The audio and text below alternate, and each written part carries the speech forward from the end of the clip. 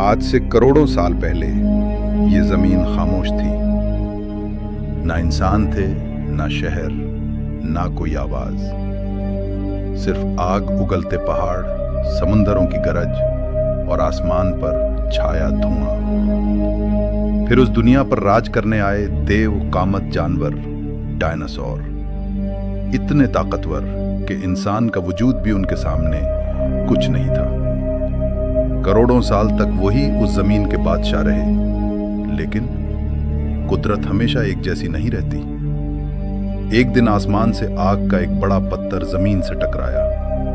जमीन कांप उठी, आसमान अंधेरा हो गया और देखते ही देखते डायनासोर हमेशा के लिए खत्म हो गए। दुनिया फिर खामोश हो गई, लेकिन ये खामोशी एक नई शुरुआत थी।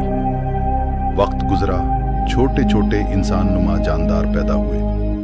वो कमजोर थे, डरते थे, लेकिन उनके पास एक ताकत थी, सोचने की ताकत। उन्होंने आग जलाना सीखी, पत्थरों से औजार बनाए, खारों से निकलकर बस्तियां बसाएं, और फिर एक दिन इसी जमीन पर इंसान ने अपनी तहजीब खड़ी कर दी। सोचो, जो जमीन कभी डायनासोर की थी, आज वहां इंसान खड़ा है। लेकिन सवाल यह है, क्या इंसान वाकई इस जमीन का सबसे ताकतवर मखलूक है, या वक्त एक दिन हमें भी तारीख बना देगा? आज से करोड़ों साल पहले ये जमीन खामोश थी।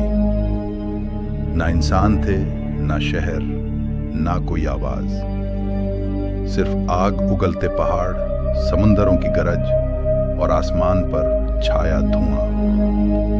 फिर उस दुनिया पर राज करने आए देव कामत जानवर, डायनासोर, इतने ताकतवर कि इंसान का वजूद भी उनके सामने कुछ नहीं था। करोड़ों साल तक वही उस जमीन के बादशाह रहे, लेकिन कुदरत हमेशा एक जैसी नहीं रहती। एक दिन आसमान से आग का एक बड़ा पत्थर जमीन से टकराया। जमीन कांप उठी, आसमान अंधेरा हो गया और देखते ही देखते डायनासोर हमेशा के लिए खत्म हो गए। दुनिया फिर खामोश हो गई, लेकिन ये खामोशी एक नई शुरुआत थी। वक्त गुजरा, छोटे छोटे इंसान नुमा जानदार पैदा हुए। वो कमजोर थे, डरते थे, लेकिन उनके पास एक ताकत थी, सोचने की ताकत। उन्होंने आग जलाना सीखी, पत्थरों से औजार बनाए, खारों से निकलकर बस्तियां बसाएं, और फिर एक दिन इसी जमीन पर इंसान ने अपनी तहजीब खड़ी कर दी। सोचो, जो जमीन कभी डायनासोर की थी,